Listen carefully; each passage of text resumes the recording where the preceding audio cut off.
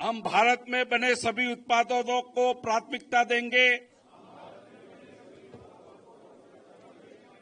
सदैव आत्मनिर्भर भारत यानी मेक इन इंडिया को प्रोत्साहित करेंगे।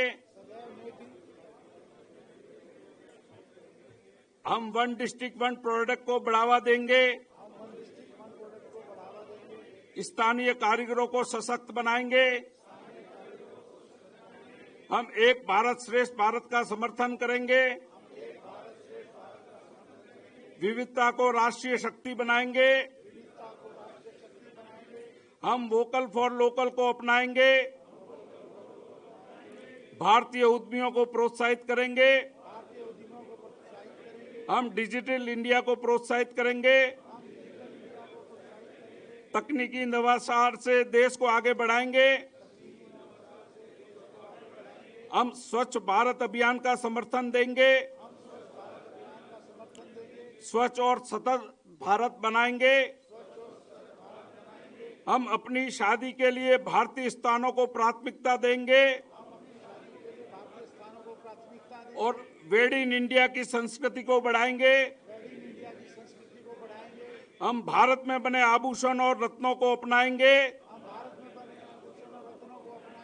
स्थानीय कला और डिजाइन इन इंडिया को प्रोत्साहित करेंगे। हम देश की हर नारी का सम्मान करेंगे और बेटी बचाओ बेटी पढ़ाओ का पुरजोर समर्थन करेंगे।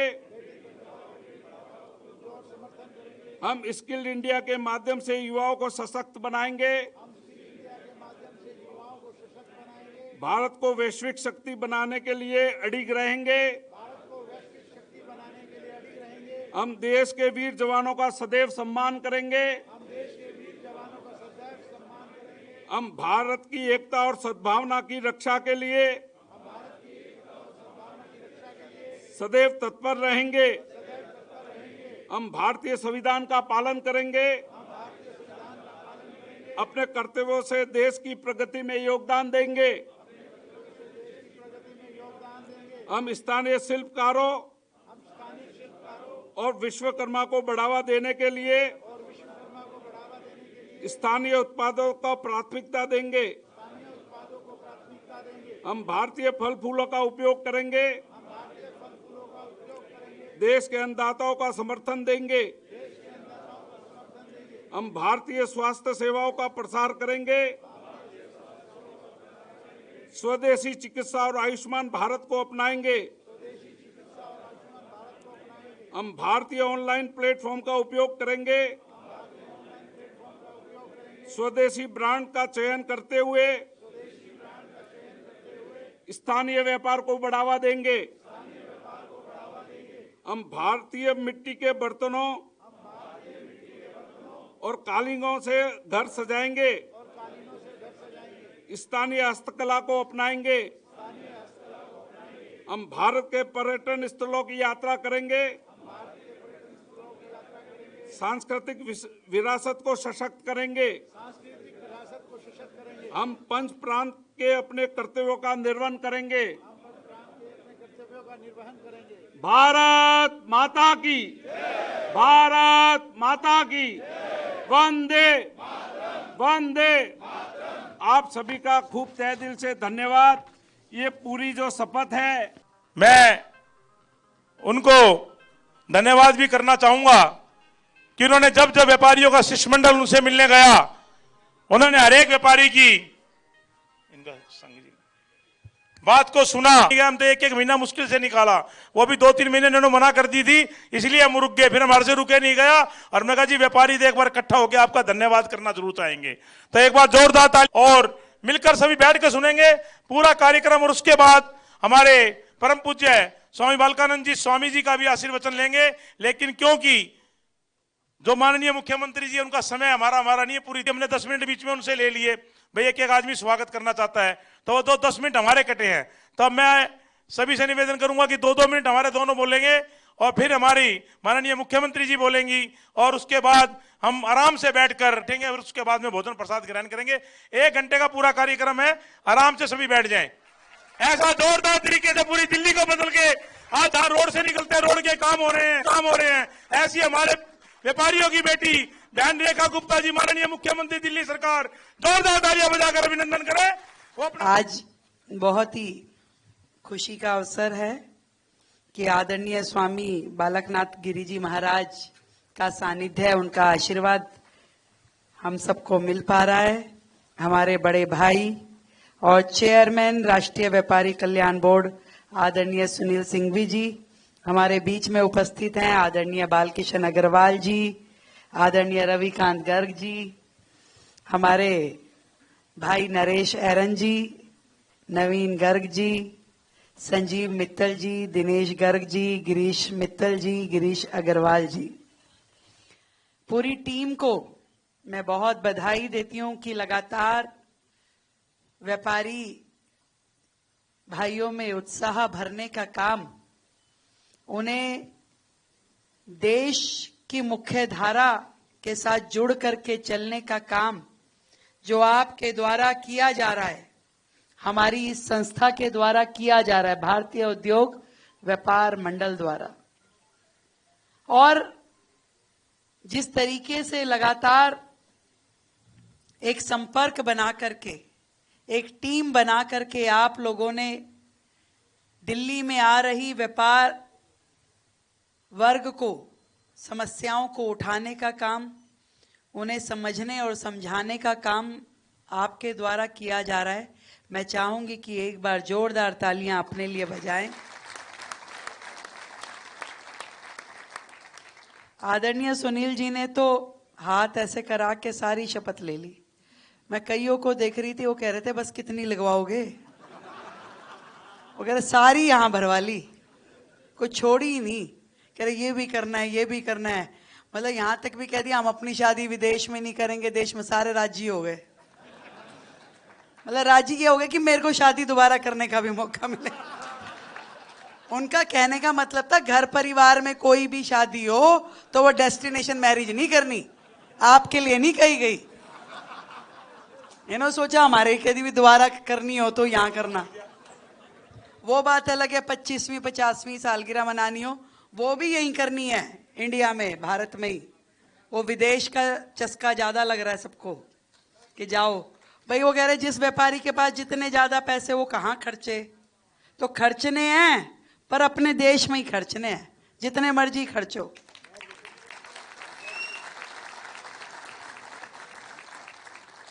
और ये जितनी शपथ ली गई, जितनी बातें की गई, हम अपने देश में बना हुआ सामान इस्तेमाल करें, हम अपने व्यापार को बढ़ाएं, हम अपने कारीगरों को बढ़ाएं, उनके हाथ के किए हुए काम की प्रशंसा करें, ये सब चीजें जहां एक और देश के व्यापार को आगे बढ़ाने वाली हैं, वहीं दूसरी ओर मैं उसमें और बड़ी भावना देखती हूं जो मोदी जी हम तक अपना संदेश पहुंचाना चाहते हैं, वो है देशभक्ति का। आज वो क्षण याद कीजिए जब हमारे प्रधानमंत्री जी कुर्सी बिछा करके मॉरिशस के बगल वाले हमारे अपने आइलैंड पे बैठे, कौन सा आइलैंड था नरेश जी? लक्षद्वीप। और कुर्सी बिछा के बैठे और उसी दिन से उसकी मार्केट अप हो गई, मॉरिशस की डाउन हो गई।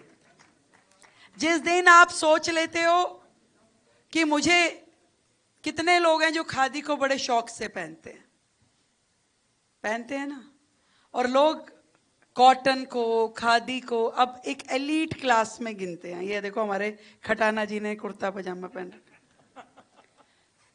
क्यों? क्योंकि जितनी वैल्यू हम अपने प्रोडक्ट को देंगे, अपने देश में बने हुए सामान को देंगे।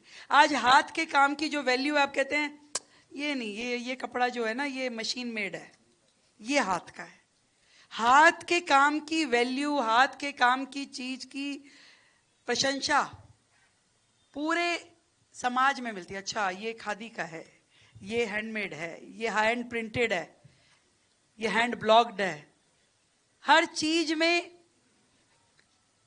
इसके पीछे एक बड़ा भाव ये है कि भारत यदि अपनी 140 करोड़ जनसंख्या को अपनी लायबिलिटी ना समझ के अपनी एसेट समझ ले और उन्हीं को उपयोग करना शुरू कर दे, तो आप मानिए कि ये जो जनता है 140 करोड़ की, ये अपने आप में देश की अर्थव्यवस्था को आगे बढ़ाने में जुट जाएगी।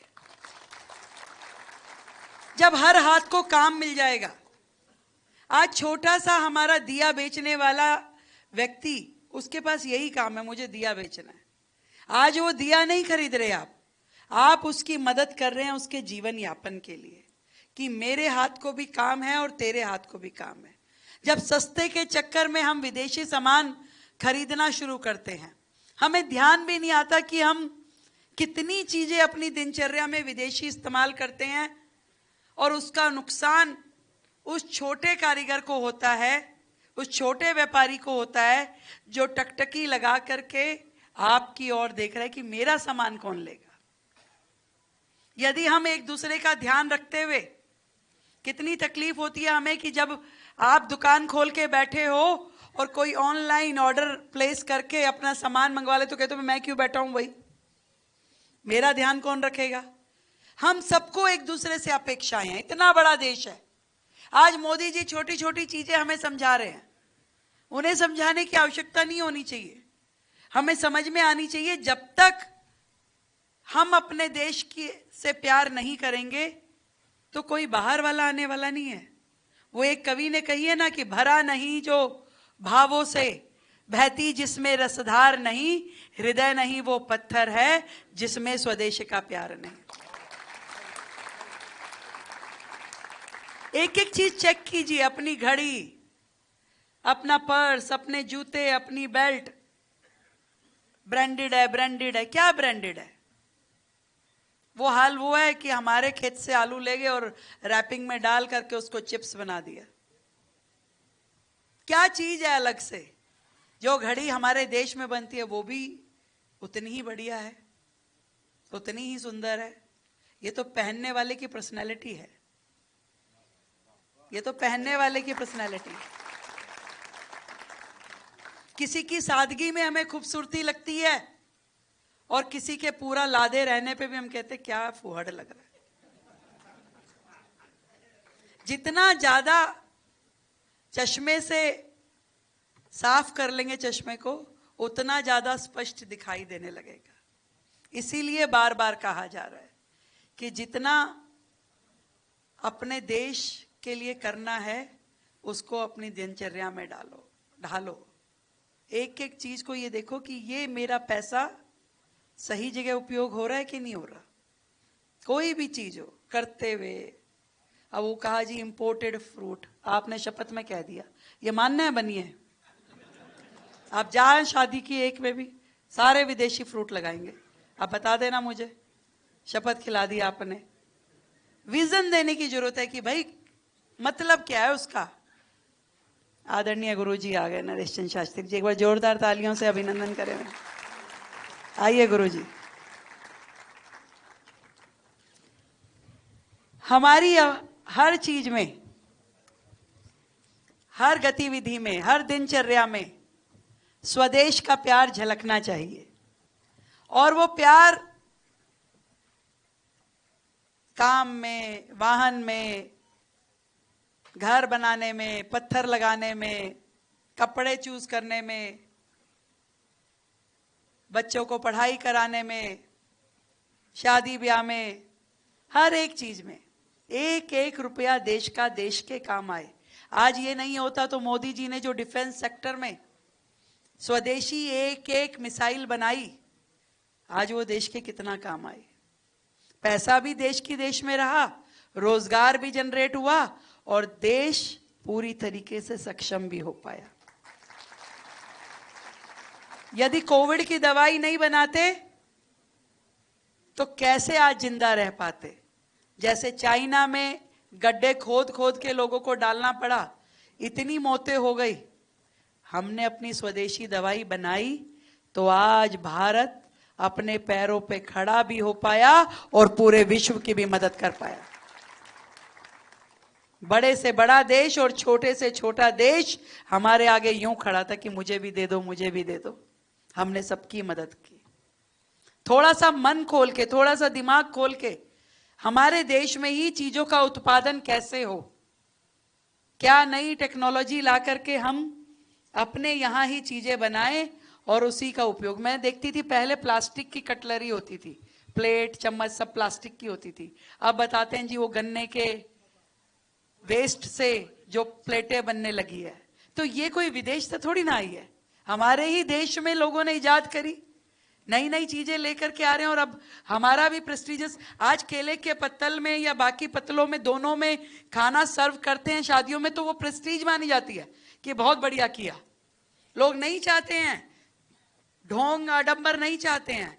सबको पता है कि भाई ये कहां से, चाइना जैसे शहरों से खरीद करके लाई हुई सस्ती चीजों में लोग नहीं चाहते हैं।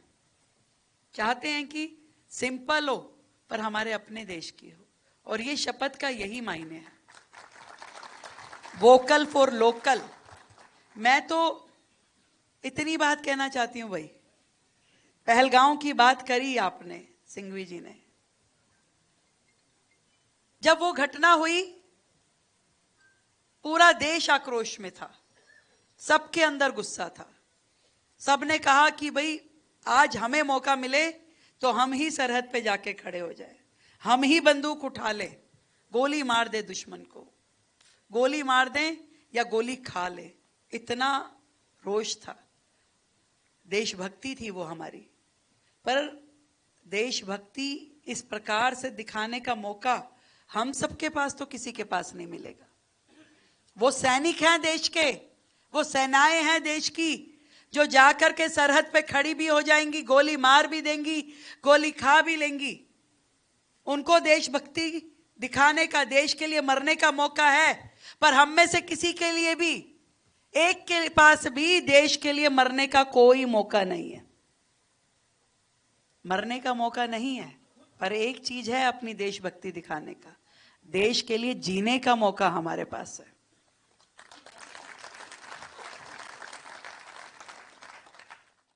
मर नहीं सकते पर देश के लिए जी सकते हैं। वो मौका मेरे पास, आपके पास, आपके पास, सबके पास है। तो इसलिए अपनी हर एक्टिविटी में, अपनी हर गतिविधि में, अपनी दिनचर्या में देश के लिए जीना शुरू करें, देश के लिए कुछ करना शुरू करें। वो छोटा सा प्रयास जिसे नाम दिया गया है वोकल फॉर लोकल, स्वदेशी, स्वदेशी कर करके तो भारत आजाद हो गया था कि विदेशी नहीं अपनाएंगे, स्वदेशी। आज तो ना कोई हमें डंडे मार रहा, ना कोई हमारा विरोध कर रहा। ये तो अपनी मन की इच्छा है कि हमारा अपनी इंद्रियों पे कितना कंट्रोल है। इंद्रियां कौन से वाली? शो ऑफ वाली। और कोई इंद्री की जरूरत नहीं है। केवल अपने आप को ज्यादा बड़ा दिखाने के लिए कई बार हम ब्रांड्स के पीछे भागते हैं। ब्रांड हमारे देश के बहुत बड़े बड़े हैं, उसको और बड़ा बनाना कि भाई मैं पहनता हूं इसलिए ये ब्रांड है भाई, और उसी को बड़ा करना है। बात कही अपने देश में घूमने की, इसलिए कि हमारे डेस्टिनेशन प्रचलित हों। आज दिल्ली में, छोटा सा शहर है, दिल्ली में हम लोग छोटे होते थे बचपन में कहां घूमने जाते थे? लाल किला, इंडिया गेट, कुतुब मीनार, चिड़ियाघर, 4 डेस्टिनेशन थे।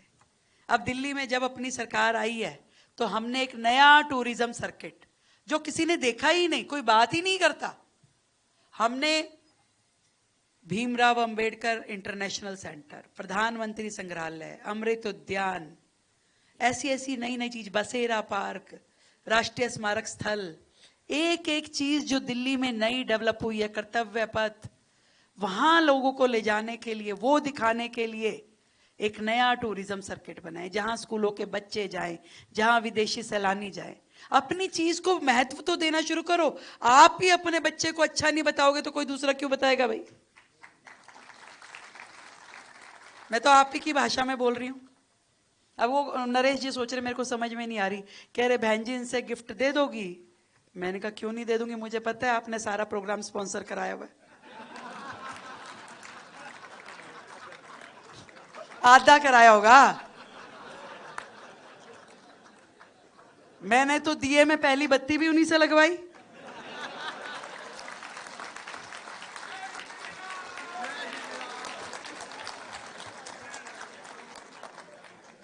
फिर कह रहे जी अच्छा 3 ही मिनट लगेगी, हमारे पदाधिकारियों से फूल ले लोगे?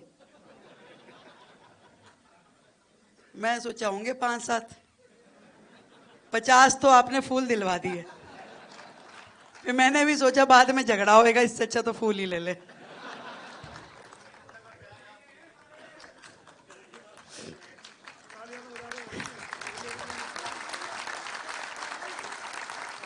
पर यह बात भी सच है कि मैंने नवीन जी को और नरेश जी को कहा था कि अभी हमें व्यापारी समाज के लिए बहुत सारे काम करने हैं, कार्यक्रम करने की कोई जल्दबाजी नहीं। मैं तो पहले दिन से, जब से मैंने कार्यभार संभाला है, मुझे अनेकों वो समस्याएं जो जिससे आप रोजाना जूझते हो वो सब ध्यान में आती है। एक एक चीज, जब आप इंडस्ट्रियल एरिया में काम करते हो, वहाँ फ्री होल्ड लीज होल्ड की प्रॉब्लम, वहाँ इंफ्रास्ट्रक्चर की प्रॉब्लम, वहाँ पे बिजली के रेटों की प्रॉब्लम, वहाँ पे सिंगल विंडो सिस्टम की प्रॉब्लम, वहाँ लाइसेंस की प्रॉब्लम, हर चीज जो आप लोग रोजाना फेस करते हो, मुझे वो सब ध्यान में है। आपने भी बताई है, मैंने भी देखी है। दिल्ली में इतना मल्टीपल एजेंसी सिस्टम है कि आप अनेक प्रकार की एजेंसियां हैं, केंद्र की, दिल्ली की, नगर निगम की। आज से बेहतर समय अब कोई दिल्ली का हो नहीं सकता जब तीनों सरकारें एक ही लाइन की हैं। और इसलिए मेरी ये कोशिश है कि हर प्लेटफॉर्म पे बातचीत करते हुए हमारे व्यापारी भाइयों की, हमारे उद्योगपति भाइयों की उन सारी समस्याओं को समाधान मिले जिनसे आप वर्षों से जूझ रहे हो। वर्षों से काम केवल बोर्ड बनाने से खत्म नहीं हो जाता। बोर्ड तो उसका एकमात्र छोटा सा आयाम है। इन सभी समस्याओं को सुलझाना है।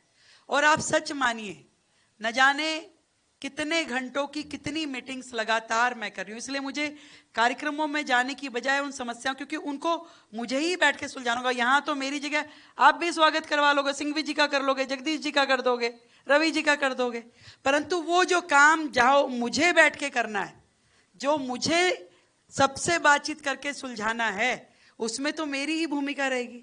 इसलिए मैं अपने दिनचर्या का, अपने शेड्यूल का एक एक पल और अपने शरीर का एक एक कण इस दिल्ली की सेवा में लगाना चाहता हूं।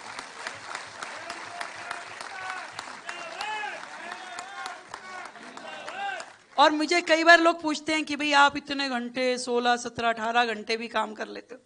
मैं कहा मुझे मालूम है कि वर्षों बाद जो आपकी अपनी सरकार बनी है, इससे आपको ढेरों अपेक्षाएं हैं, ढेरों आशाएं हैं, और उन सबको पूरा करना हमारी जिम्मेदारी है। और एक दिन में नहीं होने वाली, मुझे मालूम है। इतनी उलझी हुई चीजें हैं, इसको सुलझाने के लिए पूरी मेहनत के साथ में काम करना पड़ेगा। एक एक चीज, एक एक समस्या, यहां तो जहां हाथ लगा उसके नीचे फंगस ही फंगस है। हर चीज को, मैं कल लुधियाना गई थी चुनाव में, भाई चुनाव में वहां जाकर के मैंने कहा भाई वो जो दिल्ली को बिगाड़ के आए हैं वो कहां छिपा रखे हैं, पहले बताओ।